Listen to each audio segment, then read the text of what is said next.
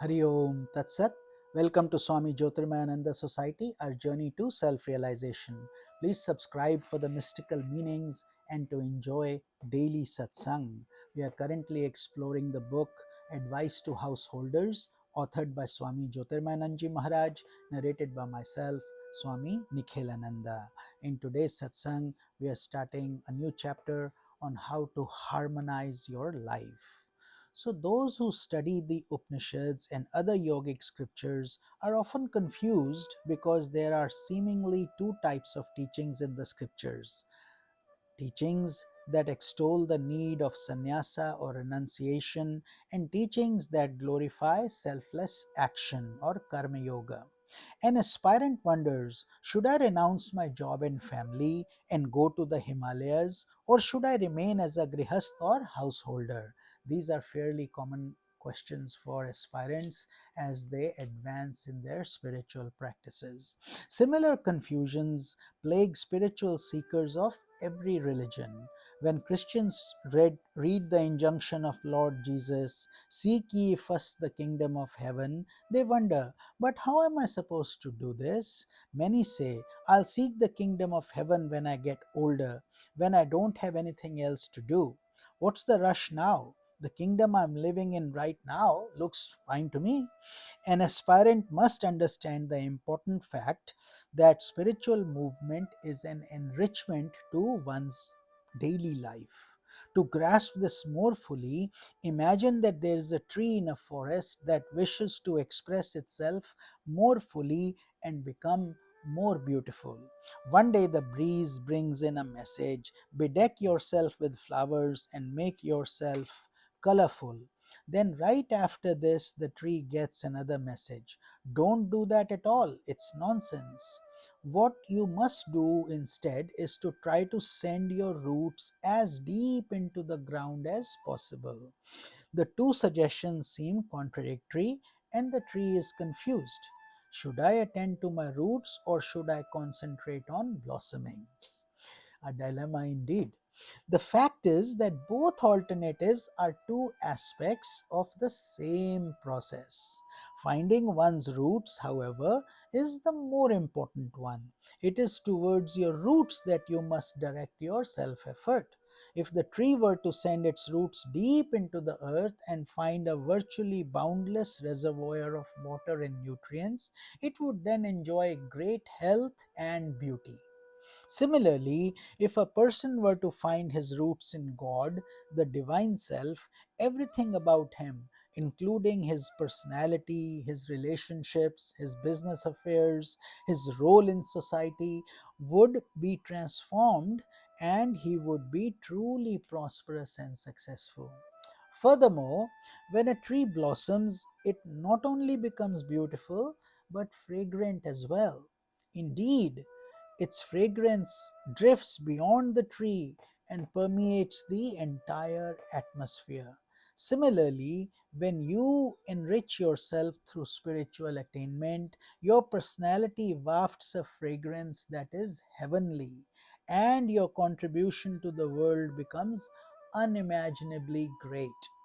A person who has attained heights of spirituality or higher levels of integration becomes a center, as it were, radiating peace, harmony, goodwill, and positive thoughts.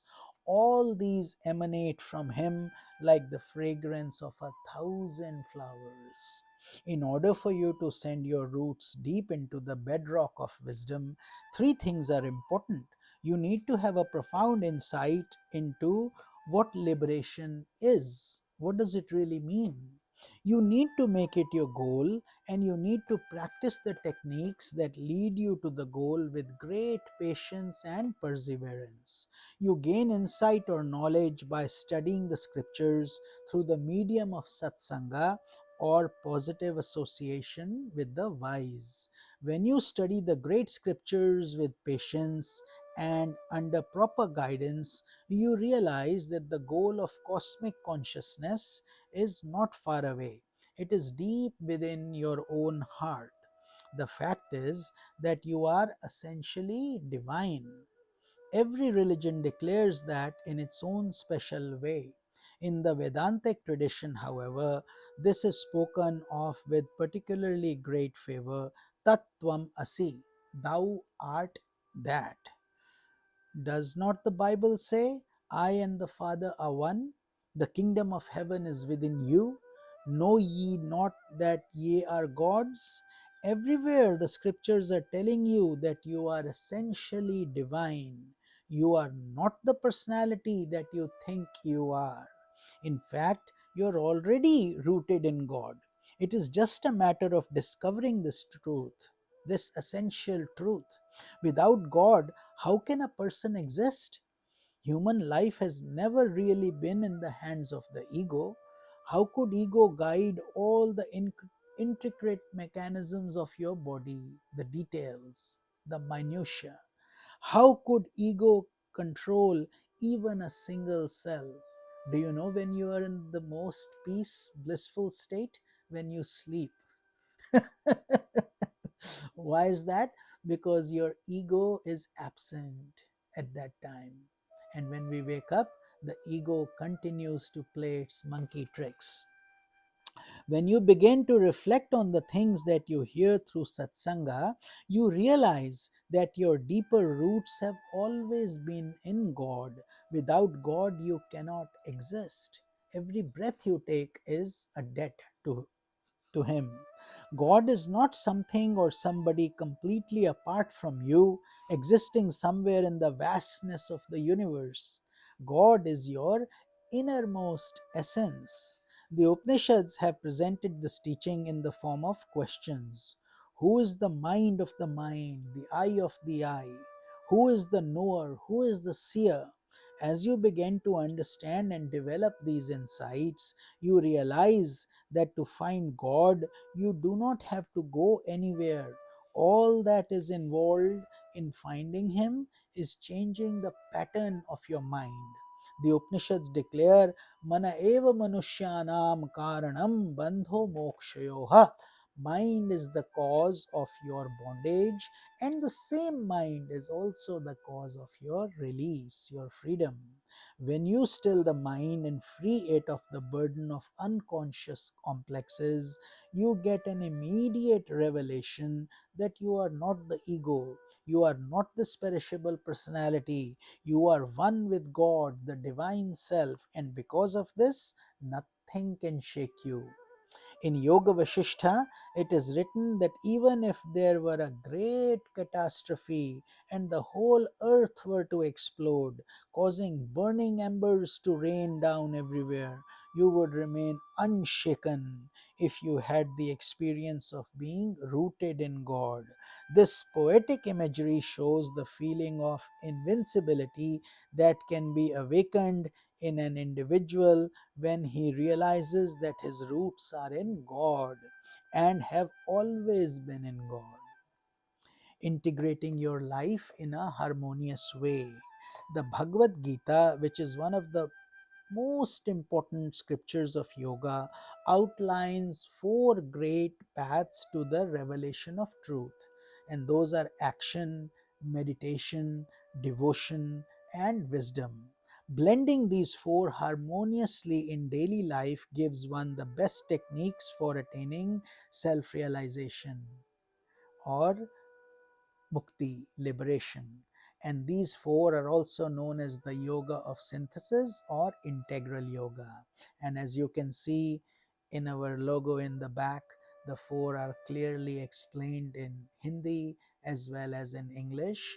Karma yoga, meaning selfless action, bhakti yoga, devotion, dhyana yoga, meditation, and jnana yoga, wisdom, study of scriptures. When you blend these four, you have in essence captured the true import of Bhagavad Gita, the true meaning of all the scriptures. But we have to sincerely apply these into our daily lives, not just have theoretical knowledge.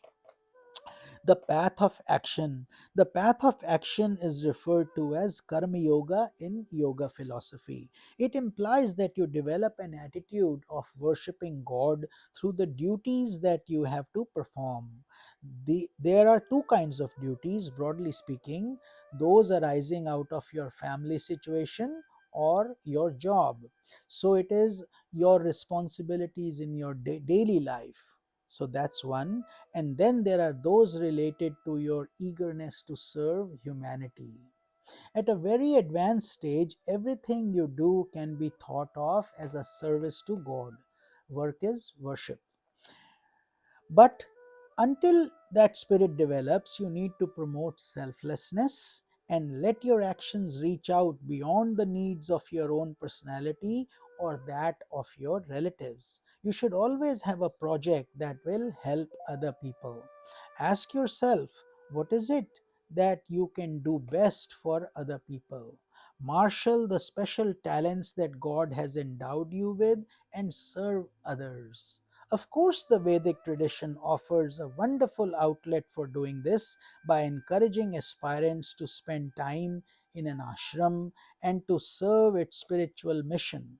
By helping to publish spiritual literature and by bringing knowledge to others in various ways, you are actually helping humanity most effectively. The best help that one can render to others is to spread spiritual knowledge or jnana yagya that helps others aspire for and attain enlightenment. Apart from that, performing any selfless action of any kind can be thought of as karma yoga. Whatever duties that your nature inclines you towards should not be personalized. By this, we mean that the actions you perform should get you out of yourself. They should encourage you to feel that you are dedicating your energy and talent to improving society at large. And while working selflessly, whether for your family, society, or yourself, you sacrifice your labor to God. According to the Bhagavad Gita, even the act of eating is a sacrifice, a form of worship to God. The spirit that proclaims that every action is a form of worship and it is karma yoga. When that spirit develops, your mind does not center itself on the fruits of actions only. People nowadays are much more interested in the fruit of their labor than in the merits of their labor. Accomplishing the task is all that matters. Under pressure to get the job done by hook or by crook, we have taken to leaning and depending on technology more and more. This form of erroneous vision is the basis of much of the stress that has developed in society. Pressure to accomplish tasks faster and faster has made life much more tense. A spiritual aspirant should cultivate the art of enjoying the work he is doing instead of just doing it to get the job done. The very process of performing a task should be enjoyable. The essence of Karma Yoga lies in the insight that by performing your duties without leaning upon the fruits of actions, you are promoting chitta shuddhi, or purity of the heart. That is why the Sanskrit shloka karmanyavadhikaraste ma phaleshu kadachana. You have the right to do your duty, but don't get too attached to the fruits. That is God's department. They will come through your karma. Once this understanding develops, you remain balanced whether your projects succeed or not. You are satisfied that the work you have accomplished has given you some internal fulfillment which no one can take away from you. Even though you do not succeed at a project, you acquire willpower and an inner satisfaction that you have done your duty. This is so important to cultivate the spirit of Karma Yoga in your daily life. With this, we will conclude our satsang for today. In tomorrow's satsang, we will start the path of meditation or dhyana. Hari Om Tat Sat.